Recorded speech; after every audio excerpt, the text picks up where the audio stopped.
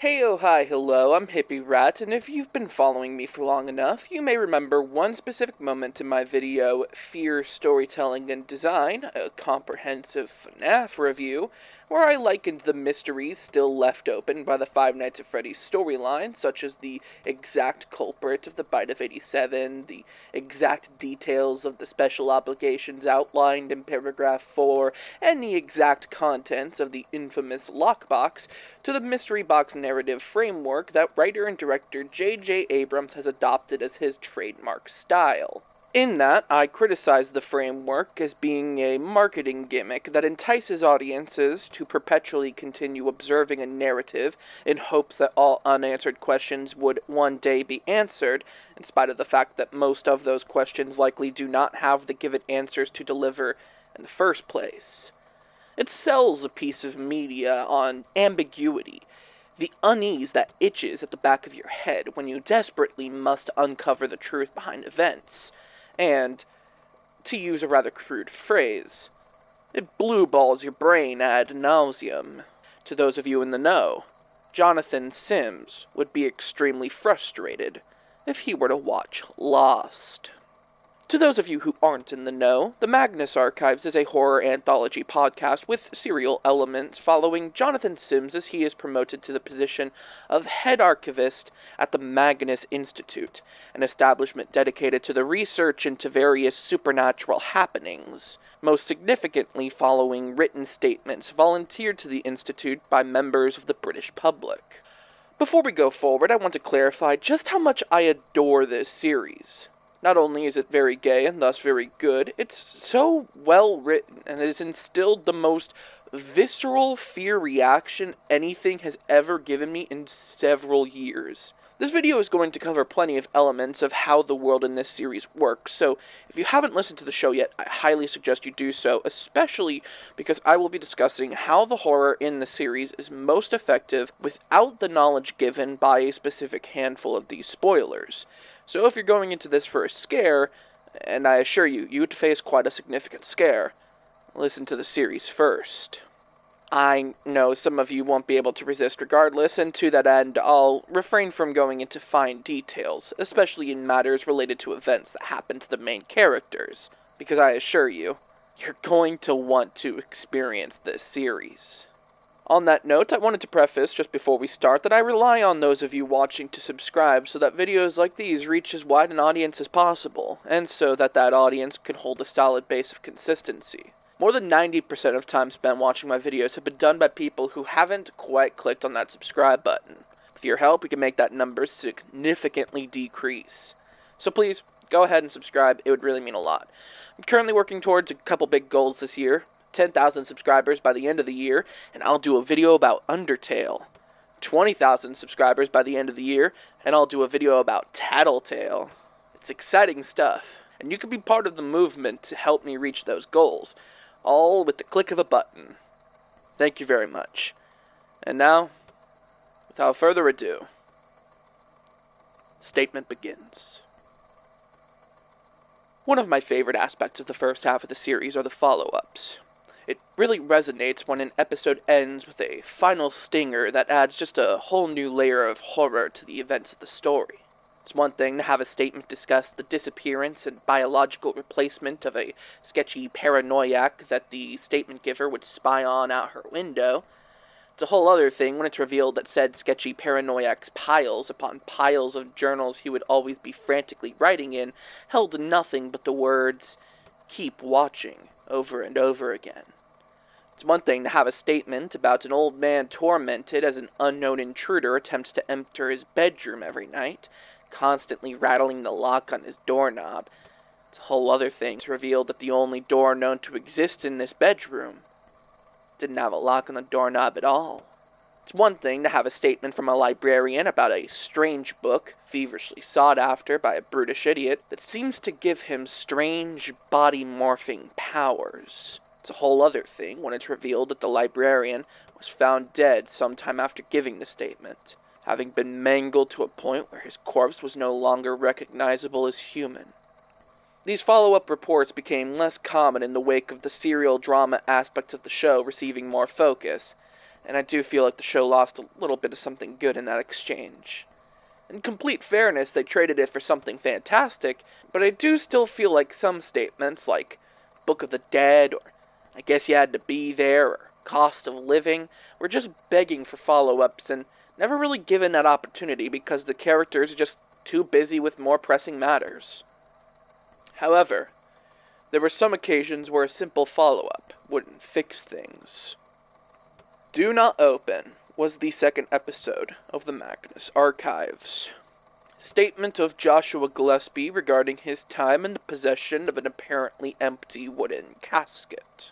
Gillespie went out to Amsterdam and met some buggy drug dealer who enlists him to hold on to a package for some time. What arrives at his door at his apartment back in England are two delivery men with a big box. Inside the box is an unassuming wooden coffin, chained and locked shut with the key inside the lock, and the words, "Do Not Open," scratched onto the wood.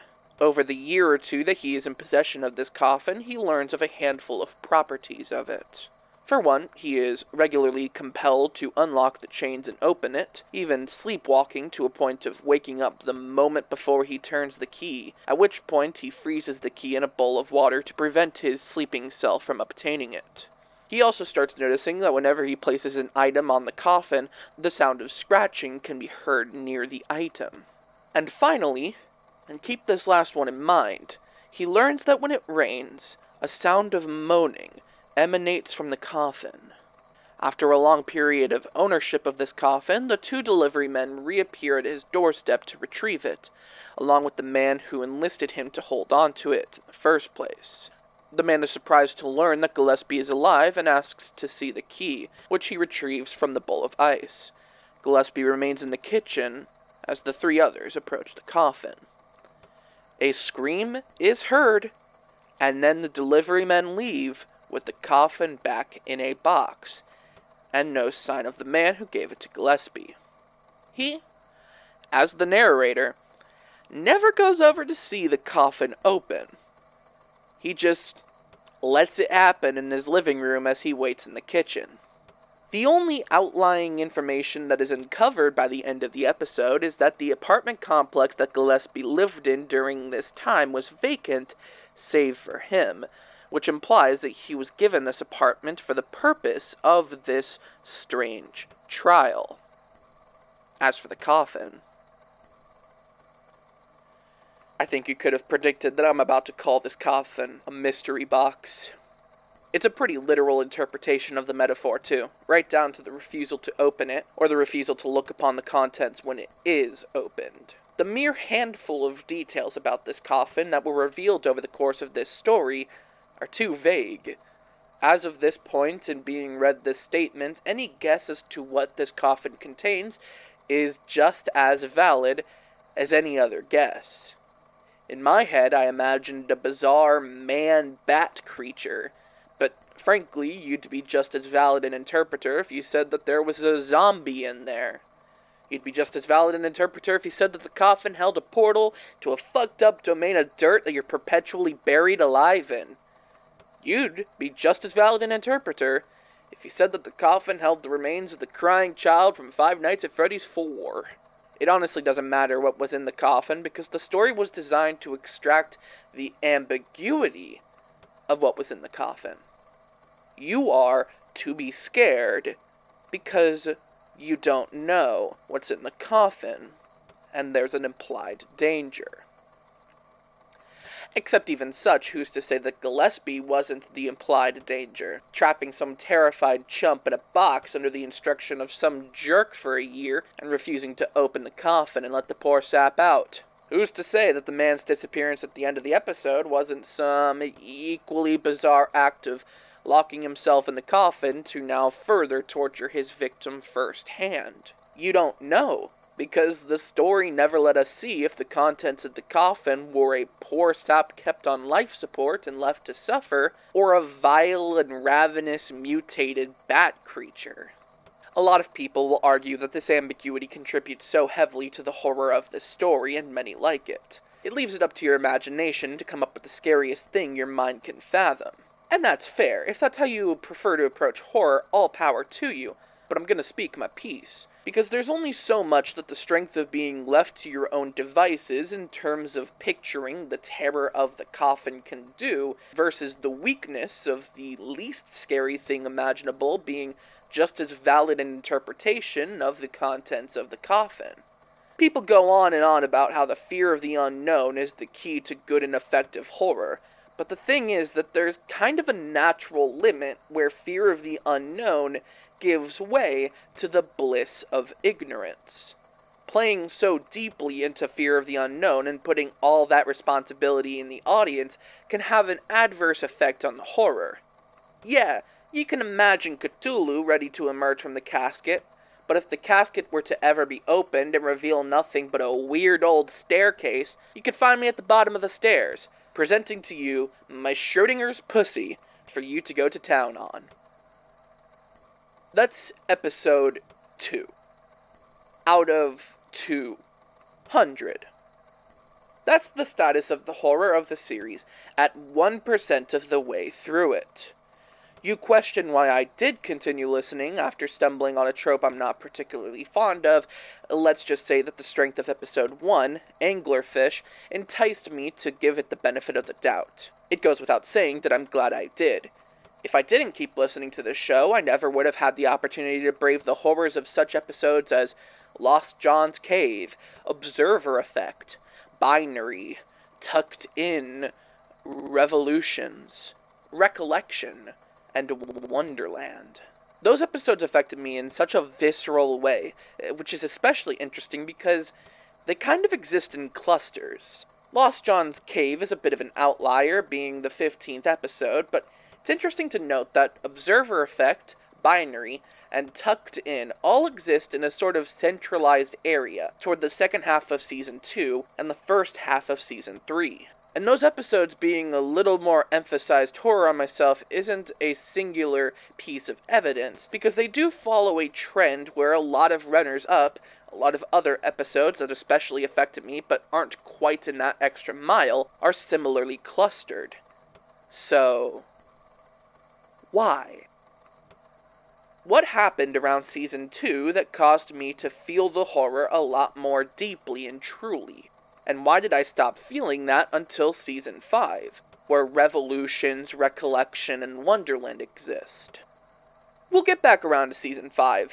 It's a bit more pertinent to focus on the series as it was before that for reasons that are obvious to listeners of the show. As for what happened in Season 2, I don't think anything specific happened. I think it was simply a trend of having more information revealed to the audience.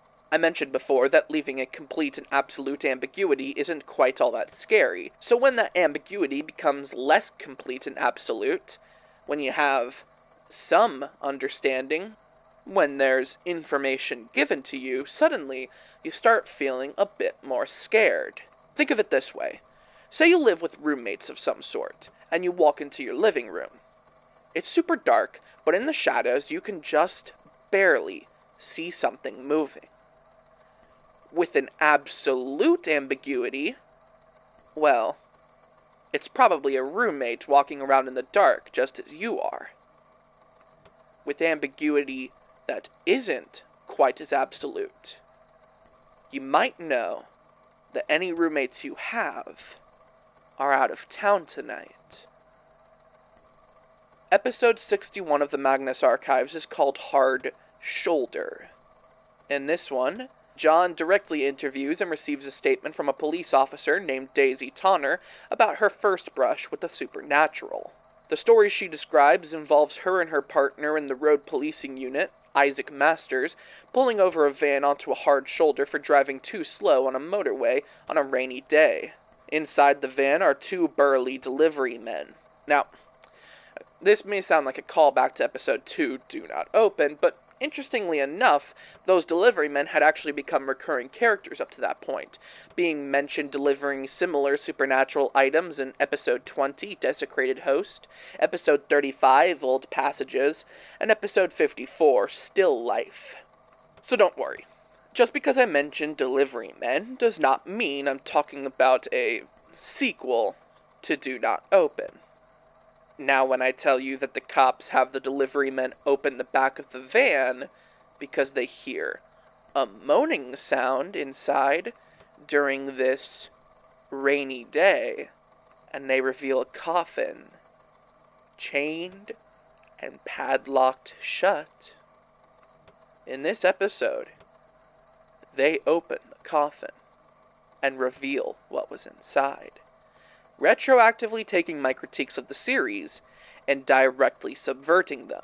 And it's quite nearly the most excited I've been about a piece of media in a long time.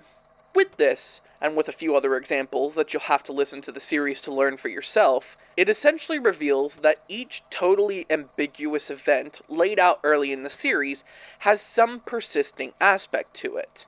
And when something is too ambiguous to even be scary, without fail they would return to that thing and reveal enough to make it scary. They establish fear by deliberately opening the mystery box and actually demonstrating some kind of bizarre danger to be within. Masters demands the key to the chains, believing them to have kidnapped someone and locked them inside this coffin, and when he unlocks the padlock, the coffin slowly opens to reveal an impossible staircase that descends downward indefinitely. Tonner strikes one of the delivery men, demanding answers, and is greeted to the unpleasant sensation of punching solid wood. When she turns back, she sees Masters calmly descending the staircase. She's incapacitated as she attempts to stop him and can only watch in pain as they close the coffin and chain it back up before driving off with it once again. With that, the danger of this coffin is made clear. It is some kind of spatial abnormality that compels people to make themselves trapped in itself.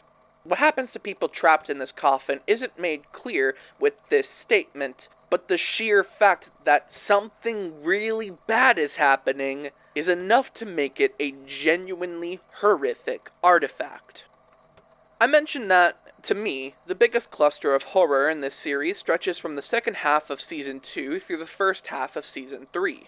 Right in the center of that cluster is the Season 2 finale, where one of the most important revelations about the way the world in this show works is laid out for both John and the audience.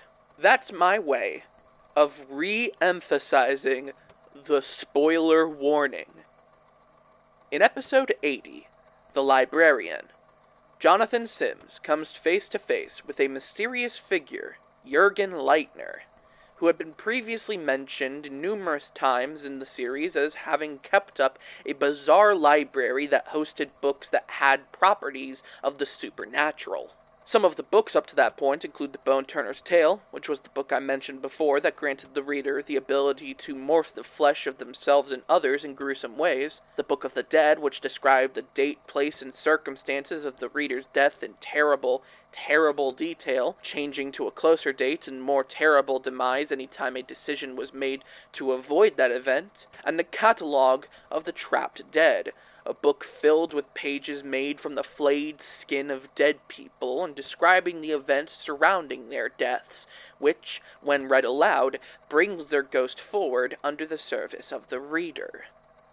As we learn about the career of this character, stupid, idiot, motherfucking Jürgen Leitner, goddamn fool, book-collecting, dust-eating, rat-old bastard, shithead idiot avatar of the whore, biggest clown in the circus, laughed out of town, cowboy, motherfucking Jürgen Leitner. He starts to lay out why these supernatural anomalies do happen in this world. There are a series of entities, godlike beings, the pure manifests of some of the most significant fears in psychology and culture that live parallel of the dimension the characters exist on, their ostensible prime material plane. They feed on the fear elicited by extensions of their being, including artifacts that channel their power, monsters that come into existence as more focused and specific forms of those fears, and people that find themselves working in worship and servitude of one of these entities.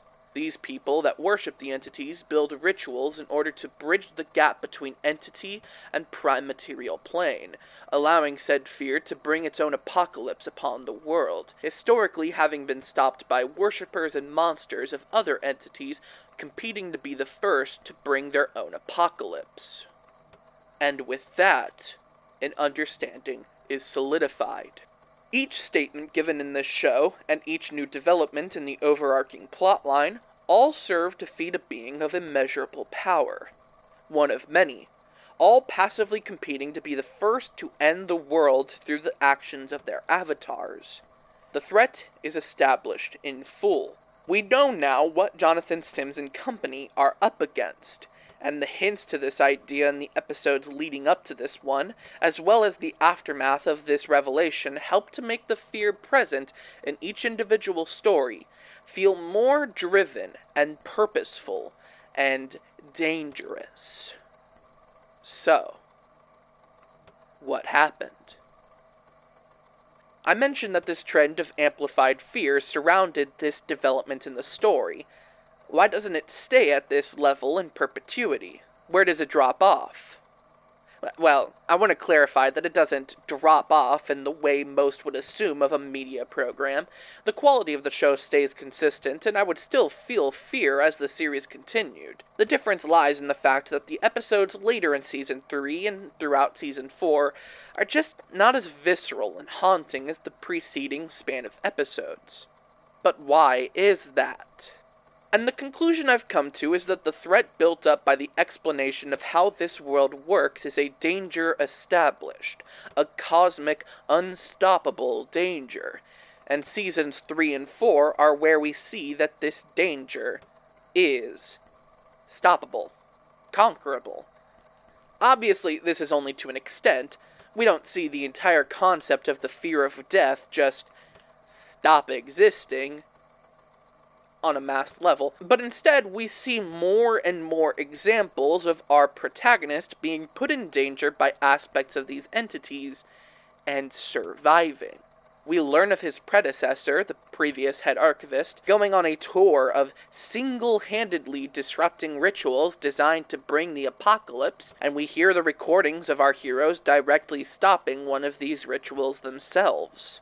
What began as a series designed around listing supernatural events where survival is super rare, where the people who experience them can consider themselves the first lucky fuckers to walk away from those dangers, or their lives end as a result of these dangers not long after they give their statement to the Magnus Institute, as if some entity interferes with the dangers for long enough to allow these people the chances to record said information. What began as that series has become Kidnapping of the Week. I'm going to kill you, John. Now allow me to go clean my killing tools for about 20 minutes, and when I'm back you better not have escaped or have sat there and seen another character arrive just in time to kill me before I could kill you, or I'll just not kill you and instead, punch you in the face or something before letting you go. It's all a part of my master plan. In the beginning of Season 4, the casket that had been in the possession of the two delivery men is delivered to the Magnus Institute, and it becomes clear to those working there that a character presumed dead had actually been missing, having found themselves trapped inside it. So, our archivist decides to enter the coffin himself, and save his friend from whatever may be at the bottom of those stairs. I want to focus on the significance of this. At episode 2, I was frustrated at the refusal to describe the contents of the casket to any degree. And now, at episode 132, Entombed, we get an episode entirely from the perspective of the inside of the coffin. We learn firsthand that the staircase in the coffin gradually gives way to dirt, ending with the trapped victim being farmed of the terror and despair they feel as they are buried alive. The claustrophobia, the dehydration, the pressure, the mess, the inability to breathe. all are described in terrible detail. And the fact that those who find themselves here in the domain of the buried will not be given the release of death to relieve them of their hell, well, that's the icing. You're trapped forever, and you're never getting out. The same can't be said for Johnny and the character he went in to save, because he does manage to escape with them, and that's because he knew how to escape. He was able to give himself an anchor to latch onto before he went in, and he used, well, probably a different anchor, it's complicated, to lead him to the exit. So, ambiguity has some use. If you know too much, then the danger becomes less so. You see something moving in the dark, and you know that your roommates are to be out of town tonight. But you also happen to know that their car broke down and they had to cancel those plans, and that they are what you see in front of you shifting in those shadows. The danger is not as it were, and you now understand that. And so, while still an undesirable situation that may produce anxiety, you can conquer it, and you feel less fear. This is the balance that makes horror exist in its most visceral form. The establishment of a definitive danger without so much ambiguity to leave room for the mundane, yet the lack of a solution to remove such danger from the situation.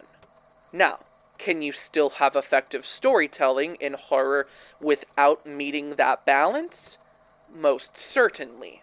If that weren't the case, I wouldn't have continued listening to this series long enough to make it to Season 5, to which I must once again very strongly reinforce my spoiler warning. In the Season 4 finale, Episode 160, The Eye Opens, John is tricked into reading a statement that he dictates compulsorily, which serves as a ritual to bring upon the entity he and the rest of the Magnus Institute had been serving, the Eye, and also opens access for the rest of the entities to have their existences overlap with the prime material plane and shape it to their whims. Season 5 opens and persists throughout the apocalypse, where John must travel through several domains of the entities, pocket hellscapes for farming fear from those doomed to those particular phobias, in order to find his way back to the Institute to presumably find a way to reverse his actions. Because of John's status as the bringer of the apocalypse, he gets special treatment that allows him to not be trapped in those hellscapes, nor killed. And it's this aspect alone that gives some semblance of comfort. A comfort only in the fact that the narrative has not been halted, and our direct line of perspective in the story just so happens to be he who isn't trapped in his own hellscape. Now that he's become an avatar of the Eye, however, he still finds himself needing to record statements, which in this season just involve him recording the events he knows to be happening within the domains he travels through. And it's these statements that now hold a reinforced status of above and beyond. Instead of the first-person recountings of events we've become very much used to by this point in the series, we now are treated to third-person narrations of concurrent events. Events that melt into the next and skip over any potential interlude, keeping the victims in these stories from experiencing any brevity in their new lives of torment. There are a couple statements given in this season that are even presented in second-person perspective, and to that I say, nothing, because they make me melt into a puddle in the middle of the fucking floor. There's approximately 2 reasons I can conclude to have reinvigorated a sense of abstract terror in me. The first being the concept of the abstract itself. In my mini-series where I reviewed media from my childhood that particularly frightened me, Hippie's kitty fears, I defined a term I labeled super practical horror, as horror relating to the subversion of reality. It's not the presentation of something that is beyond reality itself, such as a ghost or a cryptid. It is the shifting of reality into a form beyond itself, such as when the still image of a painting moves on its own, or when a character finds themselves phasing right through a solid object. This new world shaped by the entities is a direct example of this new form of horror, where space makes no sense and time doesn't really, count anymore. It is a very clear example of this super practical horror, and it rears itself in constantly varying and creative ways, depending on which domain is explored in each episode. There's something less intimidating about the idea of something beyond reality coming into being than there is the idea of reality itself being beyond reality. I've found the latter creates a true sense of futility, danger, and personal insignificance that can't quite be achieved in other forms. The second reason connects back to the main idea in that we now are presented a world of disorientation and danger that is unconquerable. Sure, our narrator can come and go as he pleases, but he has explicitly ascended to a different form that holds a level of control on these hellscapes. What we, the audience, most relate to are the statement givers, or now statement extractees, the people who have been forced into these hells with no warning, for no purpose other than to be submerged in their greatest horror and have their fear, pain, and suffering milked from them. We are given these statements in the greatest detail thus far in the series, so we do know what's happening entirely. It isn't ambiguous in the traditional sense. The ambiguity simply reforms itself into how much the world and the way it works has become abstract. In episode 171, The Gardener, victims are described as plants being pruned, grown, and tended to, and there's an ambiguity in the extent to which this metaphor applies, and whether we are to imagine literal flowers, or just gobs of flesh, or some mix of the two. In episode 178, The Processing Line, there's a large emphasis on the agonizingly suspenseful time that victims spend waiting in line to be slain and harvested in this human meat factory, despite the fact that every other statement in this season has been given in real time, even to a point where John's plotlines and presence in some domains directly affect the statements themselves in episodes 176 and 187, Blood Ties and Checking Out. We know what is happening, but we do not have a reference point to make sense of the events of these stories past the abstract and the metaphor.